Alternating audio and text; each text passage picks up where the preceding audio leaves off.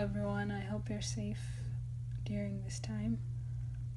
In this video, I'll be going over question 7 on AP Chem 2018. So, for the first question reads, the complete photoelectron spectrum of an element is represented above.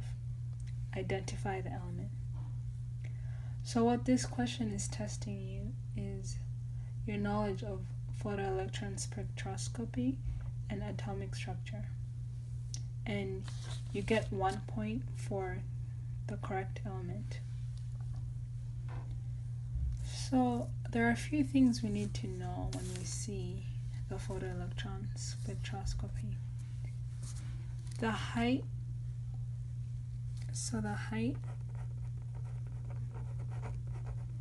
is equal to the number of electrons in the subshell, and as you go to the right,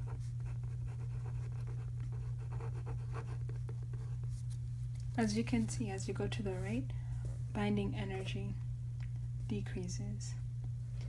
And what that tells us is that these subshells are farther away from the nucleus.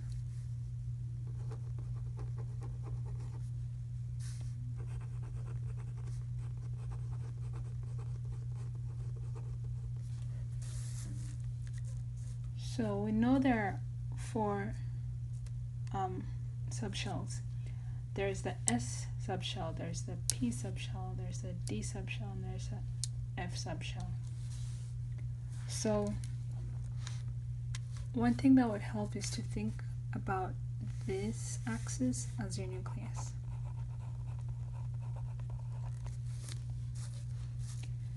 And the closest subshell to the nucleus should be the subshell in the first energy level. And we know that the first energy level only has the S subshell. So we write 1S. 1 for the energy level and S to identify the subshell.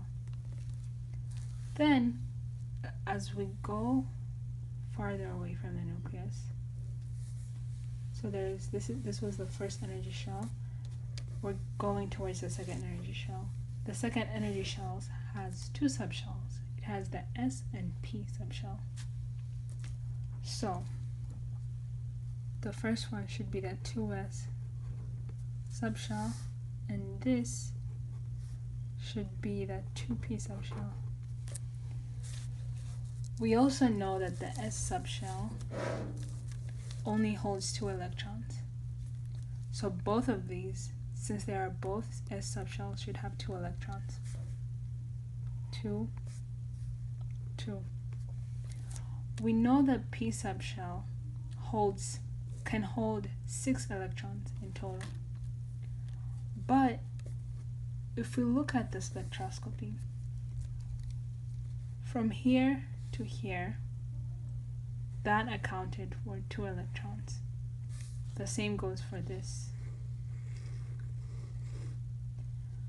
And they add 1 more level that matches with 2p. That's where 2p stopped. So if there were 2 electrons here, and we're adding, if each of these counts for 1 electron, so 2 of these are 2 electrons. If we're adding 1 more electron, then that should be 3 electrons.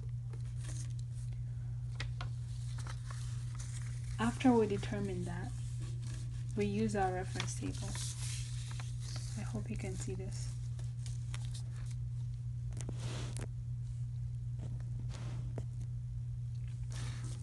So this H and HE, these electrons count for the 1s subshell. And then when we go down, so this section is the S section, this is the D section, this is the F section, and that's the P section. So that was 1s2, that's 2 electrons. We go to 2s2, that's 2 electrons. And then we move across and we have 3 electrons in the P subshell. I'm sorry. So when we count 1, 2, 3, we end up in nitrogen. So our element is nitrogen. And that makes sense as well, because if we look at the atomic number of nitrogen, the atomic number is 7, and the atomic number tells us how many protons there are in an atom. So if nitrogen is in its ground state, it should also have 7 electrons. Therefore, the electron configuration 1s2, 2s2, 2p3 represents the element nitrogen in its ground state. Alright. So the next question says, I would like to add one more thing. Why does the energy decrease as we go to the right? So if you remember, I said that as we go to the right, think of this as a nucleus. As you go to the right, you're going farther away from the nucleus. So these electrons become less attracted to the protons in the nucleus. And so if they're less attracted to the protons, they can easily be removed, or their ionization energy decreases because they're not as effectively pulled by the protons as these electrons are. So they can easily react with other atoms. Alright. Part B. A radioactive isotope of the element decays with a half-life of 10 minutes. So that's very important. It's a very important piece of information. Half-life, which is also written as T-half sometimes, they're telling us it's 10 minutes. So, we can use our reference table here.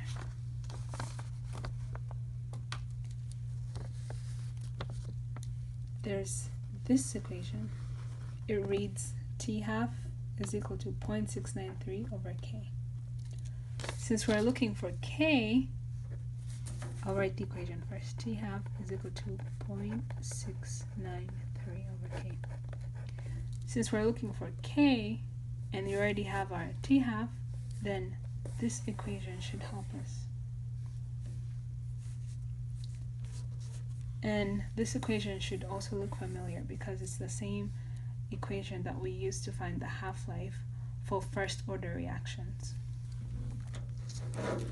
So we were told that T-half is 10 minutes and we're trying to solve for K.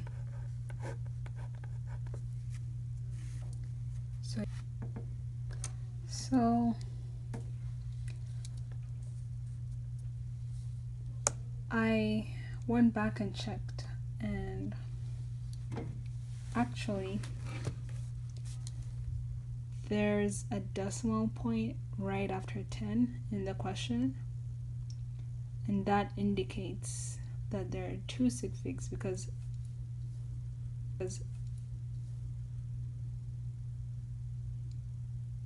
they are both to the left of the decimal point. So really, after we get 0.0693 minutes to the negative 1 power, we should round into 0.069 minutes to the negative 1 power, because this now represents two significant figures like we had in the question. So that should be our final answer. And again, you get 1 point for the numerical answer and 1 point for the units. So please watch out for this part. And even though they don't include it in the question, always put it anyway.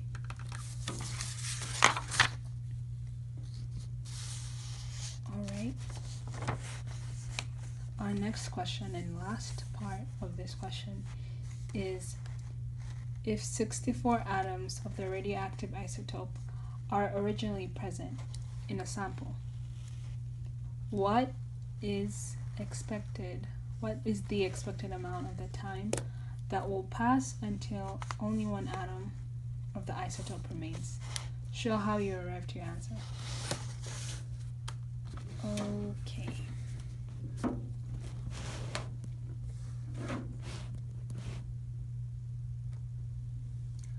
So what do we have?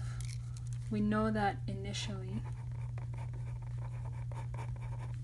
we have 64 atoms. Some time passes. We don't know what the time is, right? That's what we're looking for. And then, let's say this is the end point for now. There's one atom left. So, how do we solve this? We can do this two ways. Since we used this formula to find K, and this is also to find K, and this formula is used with first order reaction, we can also use the first order formula, which is the second one right here. So this is zero order, first order, second order. We can use this formula to find how much time it will take to have one atom left. And since we have K, we have everything we need, and all we have to do is solve for T. So I'll write down that formula. So it's ln AT minus ln A subscript O is equal to negative KT. The subscript O just refers to the initial. The video cut me off a bit, but the initial, this subscript 0 just means the initial amount, which we know is 64. And we also found our K, right? Our K is 0.069. So we know our K is 0.069, and then it's a negative 1/2. Please do not forget the units. And we're trying to find how long it takes for there to be only one atom left. So we can start plugging that in. We know that after a certain time there's one atom left. So A of T at that certain time is 1. Right? There's one atom at a certain time, and then initially there's 64 atoms. That T actually shouldn't be there. A of T is 1. And then we know our K is 0.069. Then it's to the negative half, which is the same thing as over a minute. And then at a certain time. We can simplify this a bit. We can use our calculator and find the ln button, which is ln of 0. No, I'm sorry. ln of 1, which gives us 0. So we can put that in. And then, same thing again, ln of 64. Don't round too much. at least leave at least 5 places after. So 0.15888 is equal to negative 0.069. You can write it, no, let's leave it like that, over time. I mean times time. So that's negative 4158888.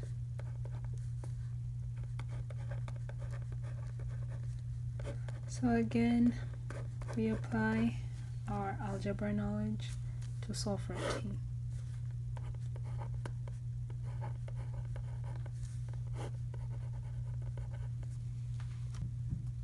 So what I like to do here is to write it out so that I don't get the units wrong. So it's negative 4.15888 divided by negative 0.069 over a minute, and that all equals to t. So negative divided by negative, we know that's a positive. So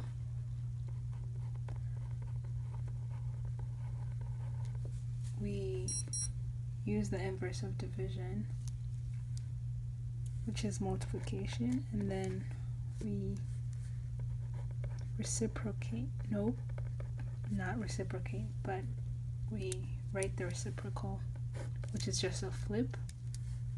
So 1 minute over 0.069 .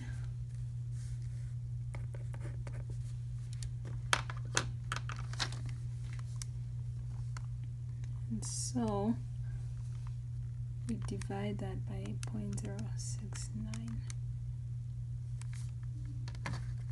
and that's giving us 60.2. So according to the scoring guidelines, you get 1 point on this question, but you get it for having the correct answer and using a valid method.